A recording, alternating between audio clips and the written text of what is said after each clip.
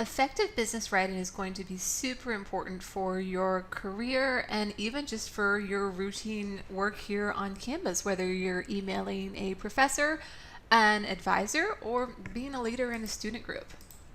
So in this chapter, and actually chapters 4 and 5, we're going to talk about three big things. The differences between oral and written communication, what is good writing, and then the idea of what is the writing process and what do we need to be aware of ethically. For the test for this class, there's 6 things you need to know from chapter 4, and then I'll go back later to several things you'll need to know from chapter 5. For chapter 4, you'll need to know the differences between oral and written communication. In other words, what's the big one? You'll need to know the 6 basic qualities of good business writing. You'll need to understand the different styles of writing, how you figure out which styles to use, so know the keywords there.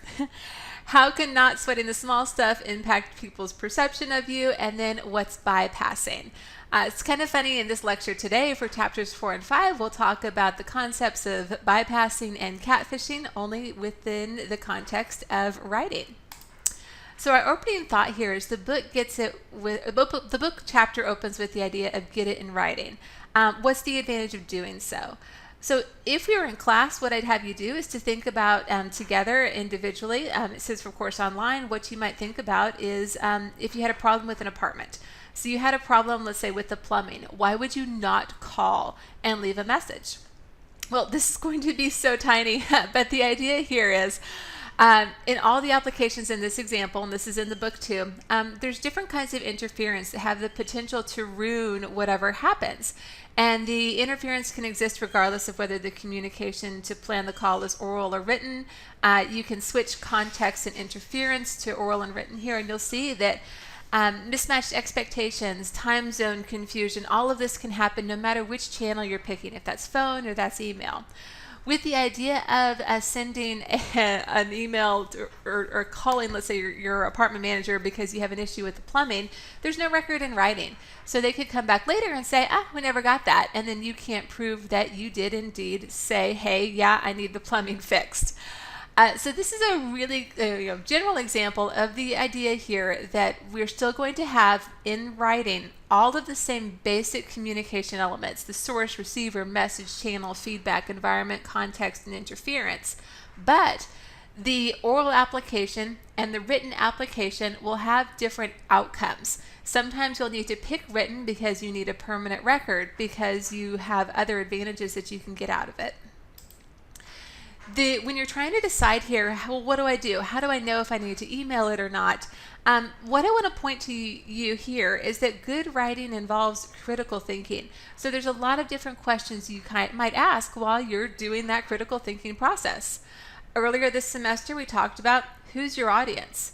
But beyond that, what do those people believe? How can you make it clear for that audience?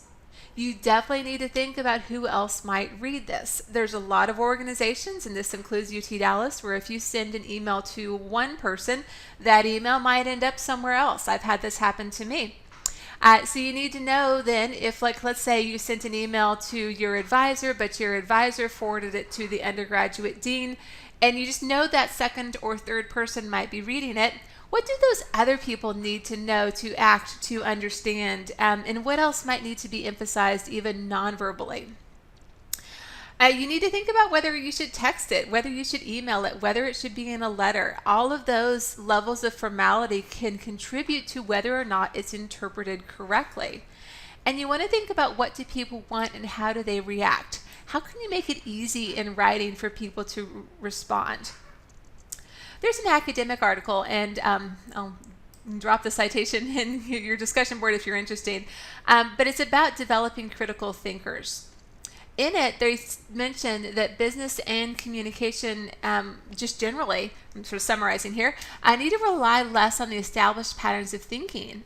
Instead, we need to think about analyzing workplace practices, situational constraints, and understand how complex even a memo or letter and that decision-making process can be. You need to understand that the current changes right now are going to continue to influence this, and you will really have a bigger challenge here than people ever did before. So the other thing you're going to look at in this chapter, and I'm not going to dwell on these too much, but you do need to know what are the 10 C's. I'm not going to go too in depth on this lecture right now because you will have a discussion board activity where you're applying them, and then I've got another short video you can watch because these were developed by Judy Steiner-Williams.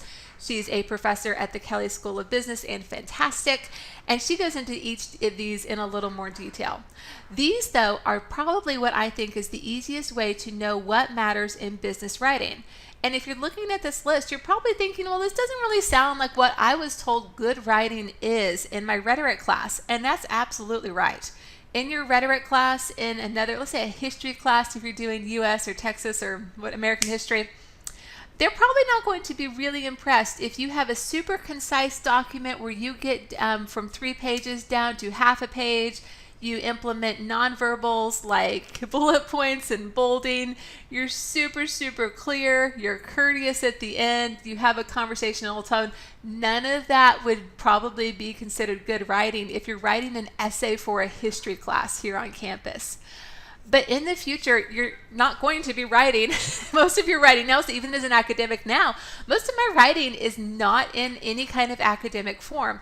It's in routine business communications, emails, text messages, chats on MS Teams. So what's good writing in those channels is not the same as what's good academic writing, or what good writing would be if you were doing an essay exam or an essay for, like, let's say, a standardized test. This is going to be a little bit different. Your conversational tone, your courteousness, your attempts at being credible, all of that's going to matter so much more. So here's a quick test of this with just revising it and thinking about what do all those 10 C's really mean when you start to apply it. What if I said in class, the paper's due next week? You probably have a lot of questions, right? And please stop me if I ever do that. Now, if I said the paper's due Tuesday, that's a little more helpful. And if I said it's due at 11, well, then you're like, well, AM, PM, right? AM, PM, okay, but how? AM, PM, but wait, which paper? And then finally, AM, PM, but where? This is exactly the same if you're in a workplace and you're trying to get somebody to submit a weekly report and you need that submitted by a certain time. So I see this all the time. People are like, hey, on Friday, get me your end of week timesheet. How about that? Because I saw that actually today. Oh man, I probably should be recording that. All right, so I saw that today where they said, hey, I need your timesheet. Need your timesheet by when? You need your timesheet for what period? Need your timesheet for what period, at what email, or in what manner? All of those extra details can help get what you want, which is your ability to sign off on the timesheet. For me on this, why do I want that? Well, I want you to turn in your paper on time and to the right place and to be the right paper so that we can all just move on to the next assignment. So this is where clear communication, good details, but still concise really starts to matter. Think if I took that last one and put it into a paragraph form with all sorts of, elaboration and florally fancy language. It's really not going to help you do what you need to do, which is upload analysis paper 2 at a certain deadline to a certain place. Here's a really longer version of it. So let's say you try to turn in, it's Tuesday, you're going to upload that analysis paper, it didn't go. So you're like, crap, I've got to email Dr. Moore. You send me an email and the email says, I turned in my paper, it didn't go. Well, I'm like, first off, wait, which class, which paper, which deadline? I've got 4 classes. I've got 160 students right now. So you have to, the more detail you give, the easier you would make it for your professor to respond. So as you read down this slide, you can see you get to the end and you're saying, I'm in this class. Here's what I attempted to do. This is what happened. I don't have it on here, but probably for me as a professor, I'm just sidetracking here. The useful thing is like you have a screenshot of that failure message. That's the easiest way for me to fix it. You'll also see it gets down to the final, and it's the final draft is attached. Would you like me to upload again? And then a way to extend the communication, which is coming by during office hours if something else didn't happen. Now for your professor, that last version there with all of the details just makes it so much easier to respond. It also makes it easier for that professor to give you what you want, which is a grade for an on-time submission, right? So that's why all of those details can actually not always get what you want, but it might really help. I had a student once who did this. She had an issue with her landlord, and she was trying to get out of release, and so she went through everything that we did in this class, all like the 10C concepts, all of the really good details. We're going to go in the next couple of chapters into how to organize that, how to deliver bad news, how to make a persuasive request. And it was a beautiful email. Now what happened though, she submitted this email to her landlord, and the landlord came back, and the landlord actually said, this was a really great email. You really did a good job on the writing. Yeah, but we're not going to let you out of your lease. So this stuff can help. It's not going to guarantee you get what you want, but it's going to go a long way into reducing the number of back and forth emails that you have and make it a lot easier for anybody to grant your request. All right, this is tiny, so we're not even going to worry too much about this table, and it's off to the side a little. In your book, one thing to note, earlier this semester we talked about rhetorical and cognate strategies. So that's the idea. If I can move this. There, fix the slide, and I'm not cutting that out. It is too late in the semester. So right here, you will see this really clear idea of Aristotle's rhetorical elements. So earlier in the semester, we talked about logos, pathos, ethos, and then how those relate to our cognate strategies. So logos, we'll see some of our 10 C's with the clarity, the conciseness. Got some slightly different words at the end there for arrangement.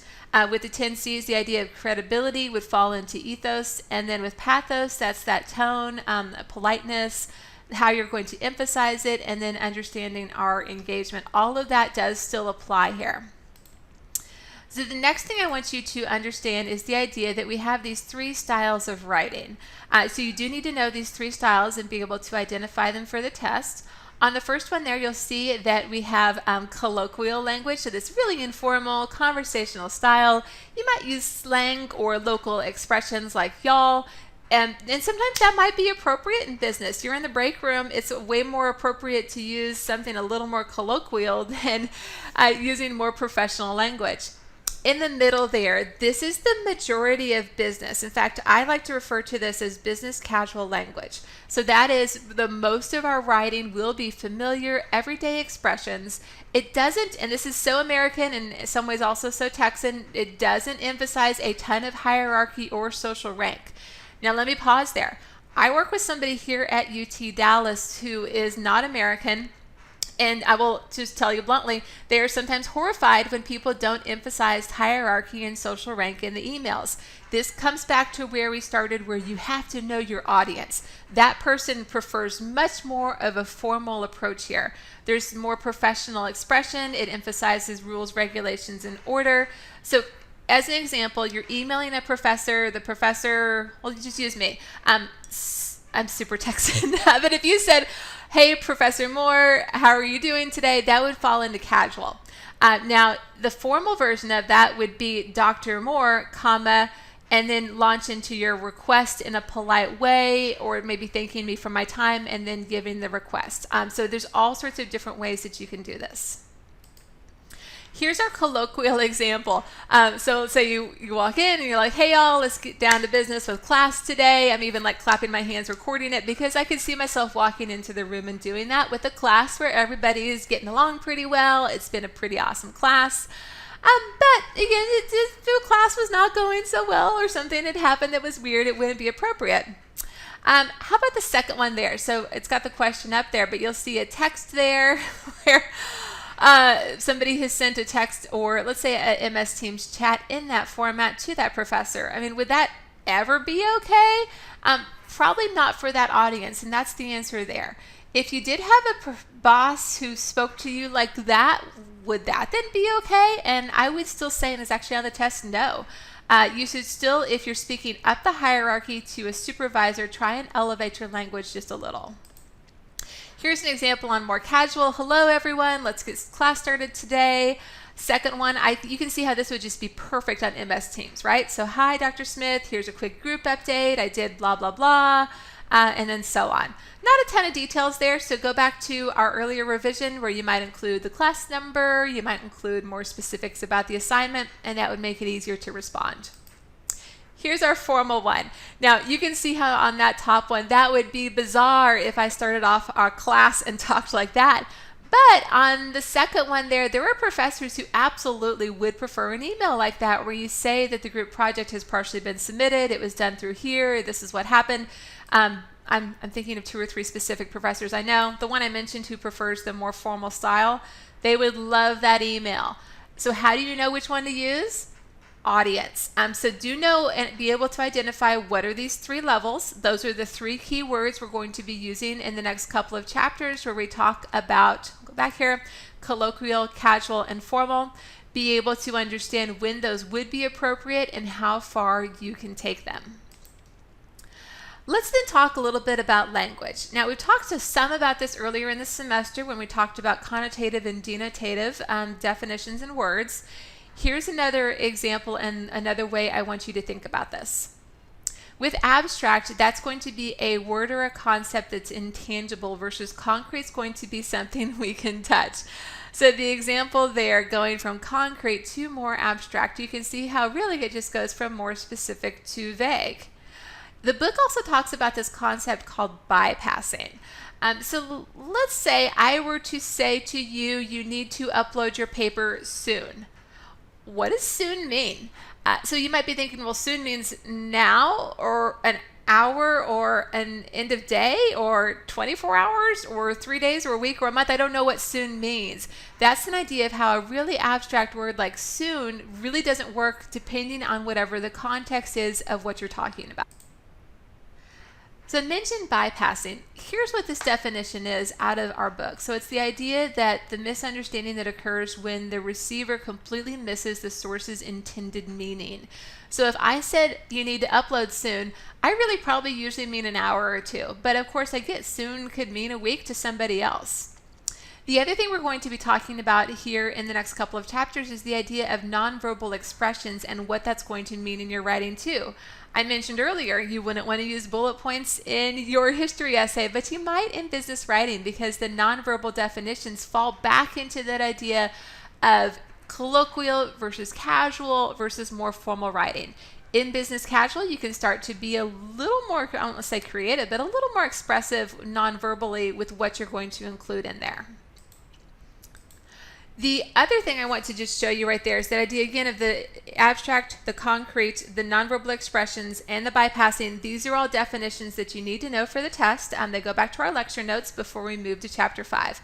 Be sure to be able to identify each of those for chapter 4, and then know the 3 levels of language, of course, too. All right, chapter 5. So for chapter 5, you need to understand the general purposes in writing. These are going to look familiar to what we already talked about this semester with the purposes of speaking. You need to know who determines if a source or message sender is credible. What are the strengths and weaknesses of communication channels? Why do you need to give credit to your sources? And then what's the difference between analyzing and reading a document? Let's start with the general purposes. You will see here that we're going to be using 5. So that's to inform, to persuade, to entertain, to facilitate interaction, and then to motivate. You already had these on test 1. Your presentation was persuasive. You also did some information. It was not probably super entertaining, but you'll need to be able to identify each of these. What matters here is outcome. You'll need to determine your specific purpose by determining the specific outcome, and then making sure the purpose is realistic, your timing's appropriate, your sources are credible. The message reflects positively on your business. It's right for the audience. It's right for the audience composition, not just the audience size, and how much the audience is going to know about it. Then you're picking the right channel and then moving on to make sure all of your information is accurate, ethical, and pertinent. Now, I'm not going to go too much into the credibility, but remember earlier this semester we talked about the idea of the CRAP test. So that means for writing as well as for speaking, you need to make sure that your sources that you include and what you use to back yourself up is current, relevant, authoritative, accurate, and on purpose for what you're talking about. Now, we talked about that earlier this semester, and you've already done in-text citations, you've already done a reference page, and you've cited in a presentation. Like, you have met our initial goals there. But I want to pull back and talk about this in one other aspect. What about plagiarism, though, in a resume or in a report? Like, what's the big deal there? In a way, it's the same idea of what's so bad about the concept of catfish. And I know some people don't think catfishing is bad, but those of you who do, maybe this will make more sense. A lot of people would say catfishing is a lie because it tricks people. But you want to think about, for our class, what does this mean for a report or a resume? And what I'm going to suggest is that inflating your resume is also going to be a form of a deceptive practice that's not going to have a positive outcome. In other words, it's scam and can be hurtful to multiple parties. Think about this with having copy and pasted information on your resume that you didn't do. I saw once where somebody was applying for jobs and had copied and pasted a job description for a job she had never even done. And it was pulled because they submitted their resume to turn it in, and it pulled as a match for our class. Now, what's the problem with that? Well, they get into a job and they can't do the job, right? And here's a more recent example of this. So this Flip here, some of you, Philip, not Flip, but Philip, you might be familiar with him. He was a YouTuber. He also wrote for IGN. Some of you may be familiar with his work. So what happened is they found out that he was plagiarizing game reviews, including some from his own coworkers, which is really, really sloppy.